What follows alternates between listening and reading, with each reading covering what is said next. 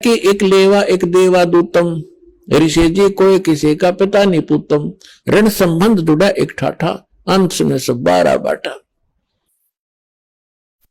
সুখদেব বললেন যে ঋষিজি, জানি না আপনি কতবার আমার বাবা হয়েছেন এবং জানি না কতবার আমি আপনার বাবা হয়েছি। এই এত বাজে জগা খিচুড়ি জানি না কত যুগ ধরে আপনার আর আমার সংস্কার উল্টে পাল্টে চলছে।